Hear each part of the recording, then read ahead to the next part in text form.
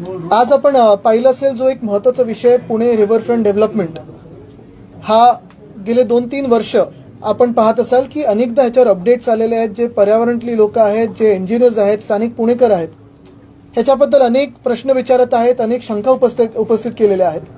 आणि आतापर्यंत कुठेही महानगरपालिका किंवा कन्सल्टंटनी उत्तर देण्याचं काही काम केलेलं नाही. महाविकास आघाडी सरकार असताना ह्या पूर्ण प्रोजेक्टची आम्ही एक फेर चौकशी किंवा रिथिंक असं सांगितलं होतं आणि स्थगिती दिली होती.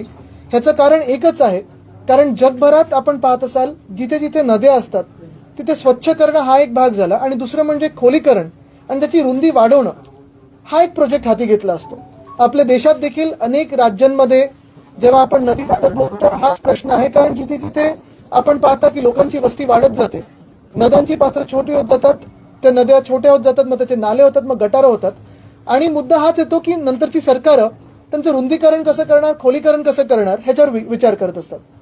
पुणे महानगरपालिकेमध्ये मला माहित नाही 4-5 वर्षापूर्वी कोणी हा विचार केला, पण जी मुळामोठा नदी आहे त्याची खोली कमी करणं, रुंदी कमी करणं, तिथे सगळी डेब्री टाकून जे काही रिव्हरफ्रंट डेव्हलपमेंट आपण बोलतो ते खरोखर रिव्हरफ्रंट डेव्हलपमेंट आहे की डिस्ट्रक्शन आहे ह्याच्यावर आज विचार करण्याची वेळ आलेली आहे. कारण काही काही हास्यास्पद गोष्टी ह्या प्लॅनमध्ये आहेत. जसं दोन्ही एक जो संगम आहे तिथे संगम झाल्यानंतर ते नदी पुढे येत असताना आपण पाहत असाल दोन्ही नद्यांची लेव्हल त्यांनी साधारणपणे 5 की 6 फूट ही वेगळी दिलेली आहे. उंच आणि म्हणजे खोल असं ते सगळं विचित्र तिथे सगळं प्रस्ताव त्यांनी मांडलेला आहे. मूळ गोष्ट हीच आहे की ह्या नदीसाठी पण जे कन्सल्टंट आहेत ते गुजरातचे आहेत. मला वाटतं साबरमती नदीवर त्यांनी काम केलेलं आहे, पण साबरमती आणि मुळामोठा या दोन वेगळ्या नद्या आहेत. त्यांचं जे पूर्ण कॅरेक्टरिस्टिक आहे, फीचर ही वेगळे आहेत आणि तोच प्लॅन कॉपी पेस्ट हे पुण्यात होऊ शकत नाही. आज आम्ही सगळेच म्हणजे आज वंदनाताई आहेत, मोहनजीत, आम्ही सगळे एकत्र इथे ह्या मंचावर आहोत कारण गेल्या 2-3 वर्षात आम्ही वेताळ टेकडीचा प्रश्न असो किंवा मुळामोठ्याचा असो, रिव्हरफ्रंट डेव्हलपमेंट नक्की झालं पाहिजे. आम्ही देखील विकासाच्या विरोधात नाही आहोत, पण तो विकास होताना शाश्वत असावा, भविष्य हे विचारात घेऊन करावं आणि साधारणपणे कुठेही पुणेकरांना त्रास होऊ नये ह्याच्यावर आपण फोकस केला पाहिजे. पण आज आपण बघताय की रुबी हॉल क्लिनिक ते मेट्रो रामवाडी मेट्रो ही पूर्णपणे तयार असून त्याचं उद्घाटन 3 महिने झालेलं नाहीये. टर्मिनल 2 पुण्याच्या एअरपोर्टमध्ये 5 की 6 महिने तयार आहे, उद्घाटन झालेलं नाहीये. आणि एका बाजूला हे सगळे असताना दुसऱ्या बाजूला रिव्हरफ्रंट डेव्हलपमेंटला एनजीटीनी असेल किंवा इकडच्या सियाक कमिटीनी असेल परवानगी नाकारली असताना देखील काम सुरू आहे. रात्री काम चालू असतं, राडारोडा टाकतात, नदी छोटी केली जाते. पुढे भविष्यात म्हणजे जास्ती भविष्यात नाही, 50 वर्ष वगैरे नाही, पुढच्या 5च वर्षात आपण पाहाल पुण्याला फ्लडिंगचा खूप मोठा धोका आहे, पूर येऊ शकतो. आतापासून पाहायला मिळत आहे, कारण जिथे मेट्रोची कामं सुरू आहेत, नदीपात्र जी सुरू आहेत तिथे देखील बॅराज वगैरे लावलेले आहेत. भीतीची गोष्ट हीच आहे की आपण हा नक्की विकास कोणासाठी करतोय, कॉन्ट्रॅक्टरसाठी करतोय, ते गुजरातचे जे कन्सल्टंट त्यांच्यासाठी करतोय की आपण पुण्यासाठी करतोय, हा विचार करणं आज गरजेचं झालेलं आहे. आदित्यजी, जसा पर्यावरणाचा मुद्दा महत्वाचा आहे, दुसऱ्या बाजूला पुण्यातील ड्रग्सचा विषय जो आहे तो ऐरणीवर आहे. आधी ललित पाटील केसचं प्रकरण आणि त्यानंतर 4,000 कोटी रुपयांचे ड्रग्स सापडणं, पोलीस कारवाई करतायत, मात्र दुसऱ्या बाजूला आपण युवा नेता म्हणून या तरुणांना काही आव्हान कराल? मला वाटतं आव्हान तर असतंच की ह्या सगळ्या पदार्थापासून दूर राहणं हे खूप महत्वाचं आहे. पण एक आपण पाहिलं असेल की एरवी जर आपण पाहतो तर काही राजकीय मंडळी जाऊन गुंडांना भेटून येतात, त्यांचे सत्कारी होत आहेत.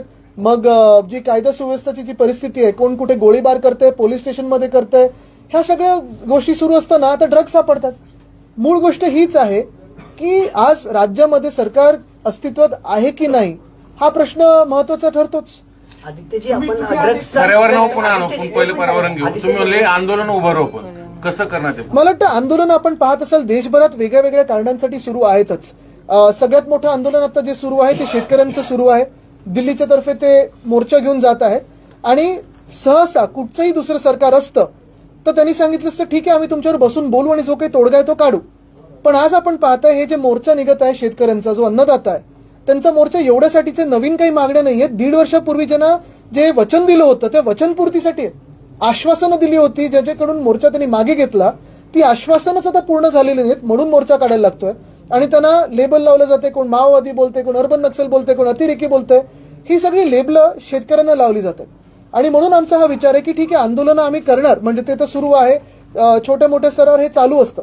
पण महत्वाची गोष्ट म्हणजे अजून एक विचार सुरू आहे मी सारंगजींना आम्ही सगळ्यांनीच विनंती केली की जसं आपण आज आम्हाला ब्रीफ केलं आणि प्रत्येक आठवड्यात करत असता तसं एक पुन्हा एकदा संधी देऊ आपण. जे सत्ताधारी आहेत, जे कब्जा करून बसलेत घटनाबाह्य सरकारमध्ये, भाजपा असेल आणि जे 2 चोरलेले पक्ष आहेत, त्यांना देखील आपण प्रेझेंटेशन द्या. त्यांना देखील त्यांचे काही व्ह्यूज आहेत ते विचारा. आणि साधारणपणे मार्चच्या पहिल्या आठवड्यात वगैरे पुण्यात एक मोठी जनता अदालत करून हजारो पुणेकरांच्या समोर जी काही सत्य परिस्थिती आहे ती ह्याच सगळ्या तज्ज्ञ मंडळींनी दाखवलं पाहिजे. आम्ही सगळे मागे राहू, कुठेही राजकीय रंग न देता.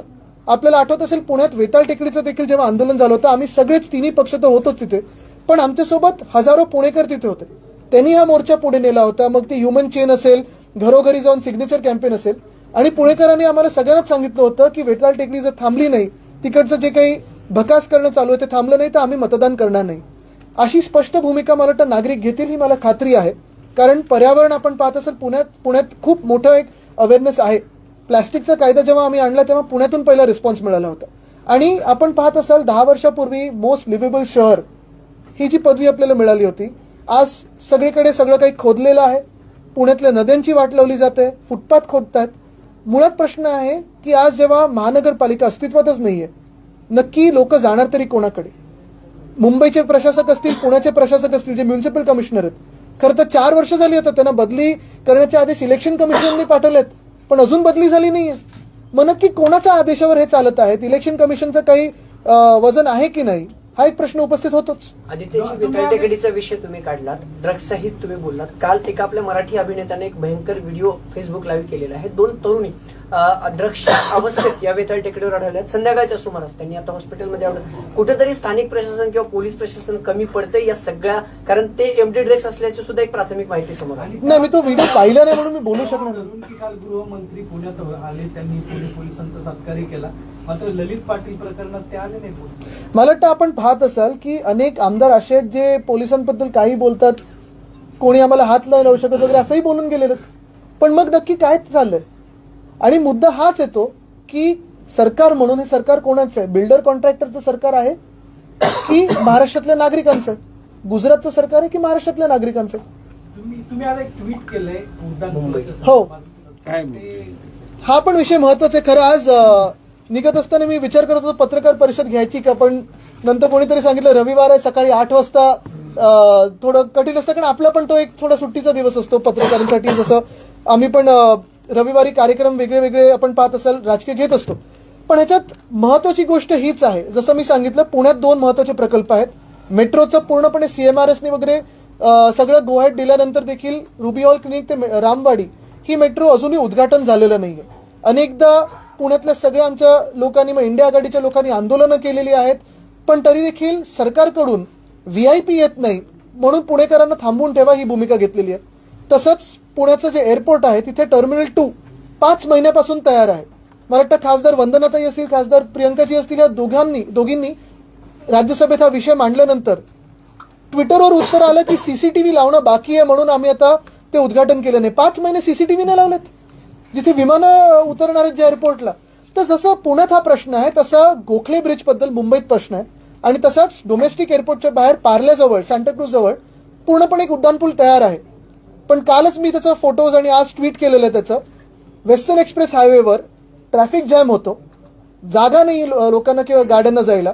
जो ब्रिज तिथे व्हायला पाहिजे होता, जो उड्डाणपूल व्हायला पाहिजे होता, तो पूर्णपणे तयार आहे. लाईट लावलेत, रंगरंगोटी झालेली आहे, पण VIP ना वेळ नाहीये म्हणून उद्घाटन झालेलं नाहीये. गोखले ब्रिज बद्दल मला परवाकडे BMC मधूनच माहिती आली की सगळं काही झालेलं आहे. एकतर तो ब्रिज उशिराच उघडतात आहेत, रेल्वेची त्याच्यात चूक आहे, तरी मी आता कुठेही आरोप लावणार नाही. पण अर्धा ब्रिज उघडायला घटनाबाह्य मुख्यमंत्री एवढे आतुर आहेत की त्यांनी सांगितलं जोपर्यंत मी येत नाही तोपर्यंत उघडायचं नाही. अर्धा ब्रिजचं उद्घाटन करताना कुठच्याही मुख्यमंत्र्यांना आपण पाहिलंय का कधी? दुसरी गोष्ट म्हणजे स्वतःला वेळ नाही. तर काल पौर्णिमा होती म्हणून कदाचित त्यांना वेळ नव्हता, ते शेती करायला जातात अमावस्या आणि पौर्णिमेला. पण नाही, मी खरं सांगतोय, तुम्ही पहा त्यांचं ट्रॅक रेकॉर्ड. तर कदाचित त्यांना वेळ नसेल, पण आता होऊन गेला तो दिवस. आता तरी आता काय मला माहित नाही, पण एक आठवडा आमच्याकडे जे उड्डाणपूल व्हायला पाहिजे होते, जे रोड ओव्हरब्रिज व्हायला पाहिजे होते, हे झाल्यानंतर देखील म्युन्सिपल कमिशनर खोटं बोलतात की लोड टेस्टिंग बाकी आहे. मग तिकडचे स्थानिक आमदार, दोन्ही स्थानिक आमदार, मग ह्या डोमेस्टिक एअरपोर्टच्या बाहेरचा जो फ्लायओव्हर तिकडचे आणि गोखले पुलाचे, तिथे देखील दोन्ही स्थानिक आमदार भाजपाचे आहेत. मूळ प्रश्न हाच आहे की एवढी कशी भाजपा दबली गेली की घटनाबाह्य मुख्यमंत्र्यांना वेळ नाही म्हणून तुम्ही तुमच्याच मतदारांना आणि तुमच्याच स्थानिक तिकडच्या नागरिकांना एक एक आठवडा त्रास सहन करू देऊ शकता. म्हणजे नक्की काय विचारधारा आहे भाजपची? महाराष्ट्र कुठेही मागे गेलं तरी चालेल, पण घटनाबाह्य मुख्यमंत्र्यांनाच आम्ही डोक्यावर बसवले आणि त्यांनाच घेऊन नाचणार, ही भूमिका आहे का?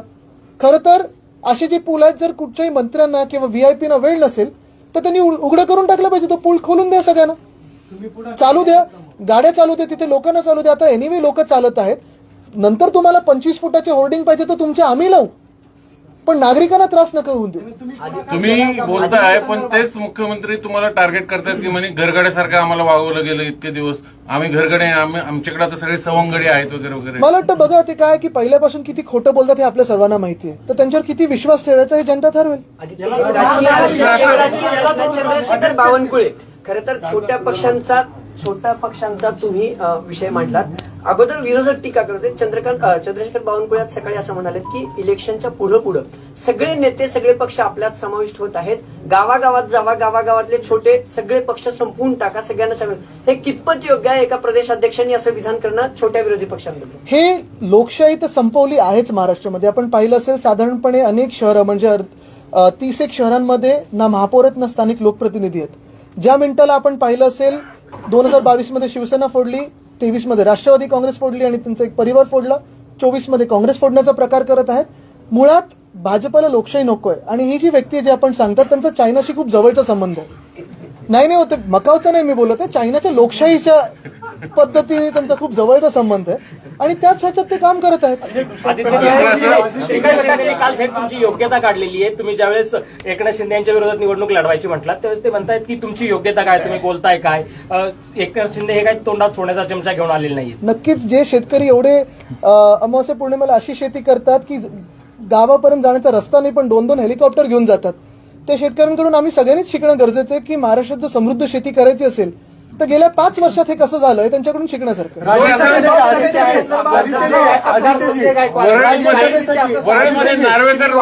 राज्यसभेसाठी नेते आहेत संजय गायकवाड यांनी जाहीररित्या असं सांगितलं की मी वाघाची शिकार केली आणि त्याचा दात माझ्या गळ्यात घेऊन अभिमानाने मिरवतो असं त्यांनी जाहीररित्या सांगितलं.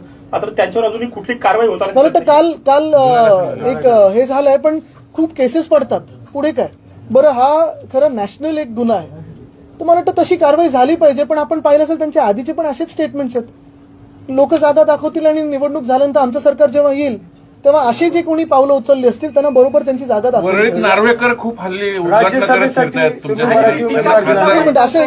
वरळीत नार्वेकर खूप उद्घाटन करत फिरतात. ते म्हणतात तिकडे 3 आमदार 1 खासदार कोणीच काय करत नाही, सगळं मीच करतोय, आता त्यांना खासदार मी असं म्हणाले. आज त्यालाच धरून एक प्रश्न आहे. ते म्हणाले की मराठी माणसासाठी आम्ही तुम्हाला साथ दिली. राहुल नार्वेकर नाव न घेता म्हणाले मराठी माणसासाठी साथ दिली. राज्यसभेच्या वेळेस तुम्हाला गांधी आठवतात, पटेल आठवतात. मराठी माणसाचं तुम्ही नुकसान केलं ठाकरे परिवार. काय ज्यांनी 3-4 पक्ष बदललेत आणि कदाचित आपल्याकडे पण पुढच्या टर्ममध्ये येतील काँग्रेसमध्ये. पण मराठी माणसाबद्दल बोलायचं झालं तर चला एका स्टेजवर बसू, स्पष्ट मराठी असून कोणाचं त्यांचं की माझं आपण एकदा पहिलं ती चर्चा करू. लोकसभेसंदर्भात चर्चा झाली आहे. कुठली जागा कोण घेणार, काय काल बैठक होती, किती जागा घेणार? आम्ही आज नदीपात्राच्या जागेबद्दल विचार करायला एकत्र आलेलो आहे. मला वाटतं आमचे वरिष्ठ नेते जे आहेत ते एकत्र काम करत आहेत. लवकरच ते जाहीर होईल. आपण पाहत असाल आम्ही कुठेही तिन्ही पक्ष आणि सगळेच मित्र पक्ष, मग महाविकास आघाडी आधी आणि आता इंडिया पक्ष म्हणून देशभरात असू किंवा आपल्या राज्यात खास करून महाराष्ट्रात सीटसाठी भांडत नाही आहोत, जागेंसाठी भांडत नाही आहोत. आम्ही सगळे एकत्र महाराष्ट्रासाठी लढत आहोत. महाराष्ट्रावर अन्याय होत आहे. कदाचित 5 वर्षापूर्वी 370 कलम काश्मीरमधून काढला, पण स्पेशल स्टेटस महाराष्ट्रावर एक कलम आता लागू केलंय जेणेकरून अन्याय करायचा झाला तर महाराष्ट्रावरच करा असं वाटायला लागलेलं आहे. तो प्रॉब्लेम आहे. आणि म्हटलं की ईडी मध्ये आता नोकऱ्या जाणार आहेत आणि सगळेजणच भाजपचे जे ईडीचे हात टाकणारे लोक होते ते आता गेलेले आहेत. ईडीतल्या कामगारांची नोकऱ्या जाणार आहेत. त्याच्यावर काय बोलू शकतो? आदित्यची कालची अनुपस्थिती बरंच काही सांगू. नाही, काल मी तुम्हाला सांगतो, काल मी जेन्युइनली त्यांची पण बोललो. काल मला गोरेगावात एक पूर्वनियोजित कार्यक्रम होता, त्याच्या आधी घरी पण 2-3 बैठका होत्या जे मी हलवू शकत नव्हतो. म्हणून मी परवा पवार साहेबांशी पण बोललो, काल सुप्रिया त्यांशी बोललो काल नाही तर मी 100% आलो असतो, नाही तर आज मी दोघांच्या मध्ये बसलोच नसतो ना. ते शंका आहे, तुम्ही आज आले पण काय आले अजित पवार असं नाही. थोडं म्हणतात की जरा मतदारांना जर तुम्हाला कामं करून घ्यायची असेल तर तुम्ही घड्याळाला मतदान करा, म्हणजे आताच मतदारांना धमकी देण्याचा सगळा प्रयत्न सुरू आहे का, असं वाटतं तुम्हाला? मला वाटतं निवडणुकीच्या आधी कोणालाही मतदान करा, निवडणुकीत महाराष्ट्राने ठरवलेलं आहे. आदित्य, जब से नीतीश कुमार एनडीए में वापस गए हैं, एक अटकलें ऐसी हैं कि उद्धव जी भी या फिर बीजेपी